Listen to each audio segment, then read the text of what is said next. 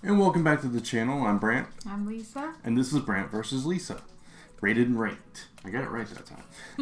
This is the series where we rate and rank the comics we picked in the last video in the anticipated comics of the week. So we pick 5 books.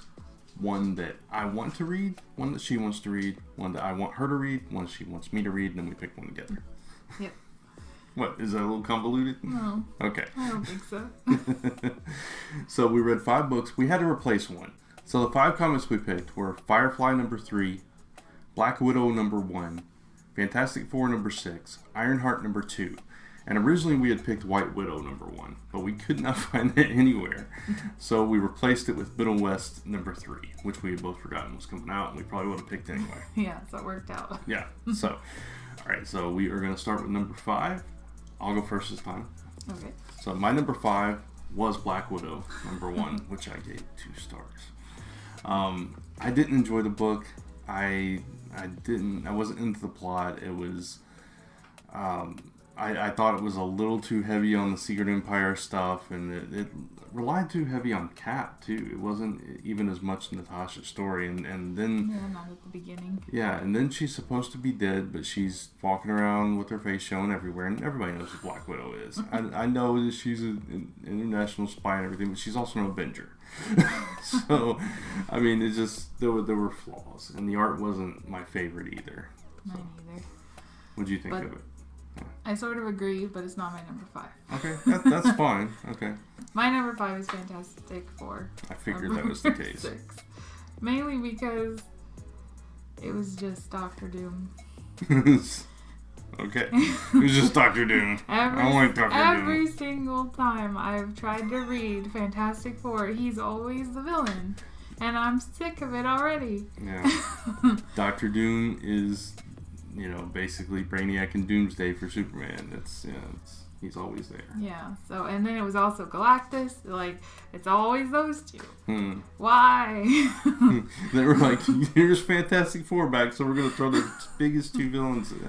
I understand, but I get your point as well. So that's okay. I just don't know the characters as well, because every time I started, I was like, I don't like this, and I don't keep going. So. Fair enough. All right. What's your number 4? No, I gave that 2.5 stars, by the way. Oh, Fantastic Four, 2.5 stars. Wow, okay. My number 4 was Black Widow. Okay. So I sort of agree. I liked parts of it. I couldn't really get into it as much because I didn't love the art. Yeah. So. What did you give it? 3. Okay. It might be generous. So my number 4 is Fantastic Four. So we were flipped, which I gave 3 stars. And I was a little disappointed because it was a brand new arc, and I was like, okay, I've been enjoying this book. I'll introduce Lisa, and then it really wasn't about the family as much. I mean, you got a little bit of that, but it was very Doom-centric of a story, and I was enjoying the focus on the family of the Fantastic Four. So going from those first few issues where they get the family back together, and then the big wedding issue, and then you jump into this, and I understand that. The way I've been reading it, because I've read 5 issues of them together, it's a little different than your experience jumping in and being Doom. But at the same time, I didn't think the story was just like that great. It didn't blow me away or anything. So for some reason, it felt like Thor to me. Okay.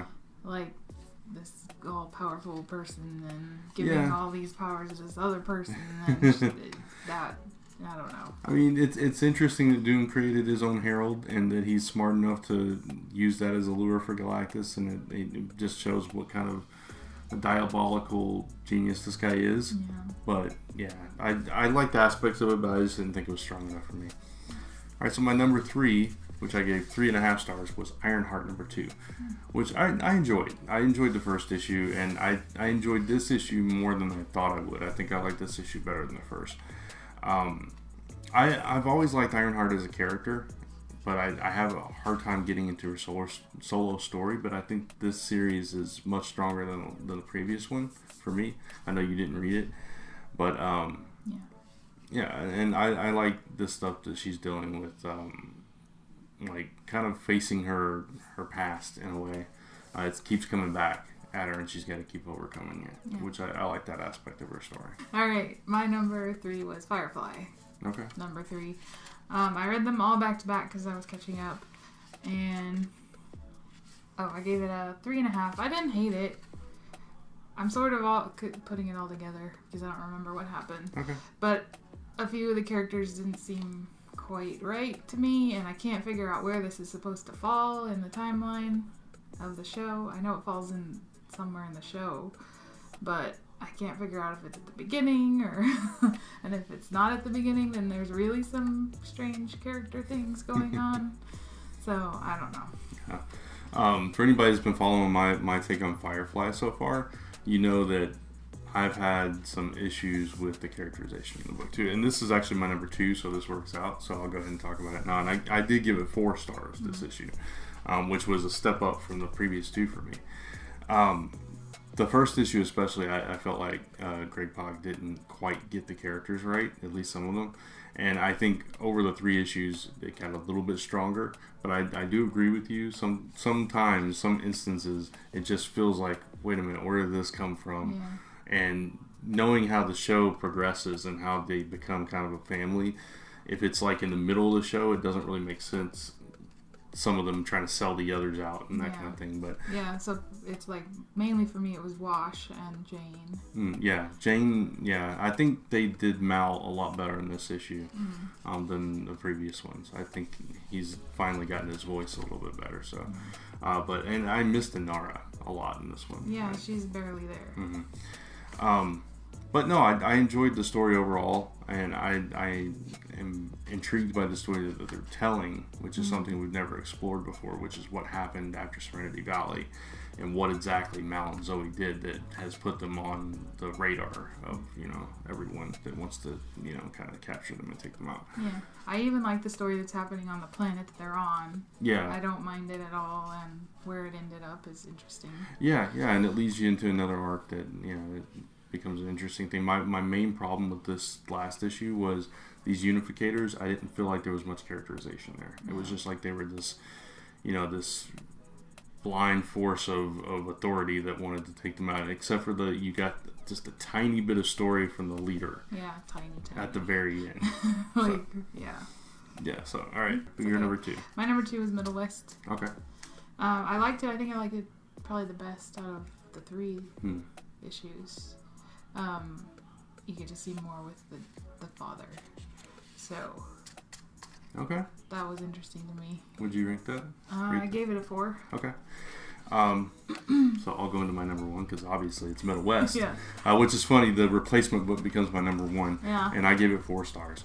I really enjoyed this issue. I thought I absolutely loved the first issue. Like it was.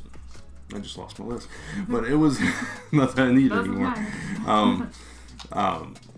The first one, I just really was totally taken with the story and the characters and everything, and I love the concept of it. The second issue dipped a little bit for me, but this one picked it back up, and I love the story of, him being on the run and kind of trying to find his place and trying to deal with the fact that his father's this monster, and at the same time you've got his father trying to find his son now and understanding the errors that he's made, and you still don't know like what's going on, if what's reality, what's fiction, and all that kind of stuff. And I love that playing with the concepts, kind of juxtaposing, if I could speak, those two worlds, and looking at it through this kid's eyes and trying to make sense of it, and then looking through the father's eyes, who's just kind of lost his kid because he's either dead or run off, and as far as he knows, after a big storm.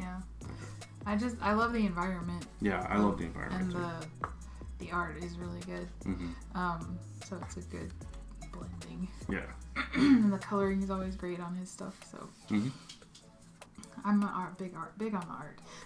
So anyway, obviously mine was Ironheart, number 2, and I also read those back to back. So it was. I always like something better when I get more of the story, I think. You're a trade reader. Yeah, I am a trade reader. So I didn't know anything about the character, and I think they did a really good job of introducing you without having to know that. So, and I've always liked Iron Man, so it's kind of It's fun. Yeah. And I liked the AI being introduced. Yeah. And you really do get enough of the backstory in these 2 issues to understand where she's coming from. Yeah. Yeah, it was like I was trying to explain a little bit of the backstory from previous origin, and she was like, "Yeah, we got that in the book." And I'm like, "Oh, well, that's cool that that came through then for you. So that's awesome." Yeah. What'd you rank it? Oh, I gave it 4 1/4. Okay, 4 1/4. There were just a couple things I didn't like. Yeah. Okay. Cool. So those are our rankings, and we were actually pretty close on a lot of those. So we had very similar thoughts, and so that's our rated rank. And we would love to hear your thoughts if you agree with us, disagree with us, what your favorite books of the week are. Leave them in the comments below. And tune in Tuesday for our next episode of Anticipated. This one was a little bit late. We had a bit of a family situation over the weekend. Couldn't get the video up sooner. We apologize for that. We were trying to get it up by Saturday, and Saturday we were not home at all. So we apologize for that. But hopefully we'll settle back into that schedule. We did say at the beginning of the series it would take us to the end of January to get it situated. So figure it out. Yeah, so we're close to that. So we got to start delivering on that. But you can also watch all the other videos on the Brant vs. Lisa playlist and check out all the other content on this channel. Hit the like and subscribe and notification bell so you get updates on all the new content going up to this channel so you don't miss anything. And you gotta hit that bell so it does show up for you. And you can follow me on social media at Brant Fowler on Facebook and Twitter, and at Last Ember Press on Instagram. And you can follow me on Instagram at Keeping It Kawaii and Little Victories YT here on YouTube. Yeah. And check us out at lastemberpress.com, zone4podcast.com, and comicfrontline.com, where we talk about our top 5 definitive books of the week on Tuesday nights. So go check that out over on Comic Frontline's YouTube channel, and then come back here for more videos from me and Lisa. Until next time, thanks for watching. Bye. Where Black Widow #1, Fantastic Four #6, Middle West #3 was the replacement for White Widow. And I just totally lost the rest. Ironheart #2, and I'm going to start this part over again. Edit. Okay. So the 5 comics we picked were... You have a list in your hand. I know.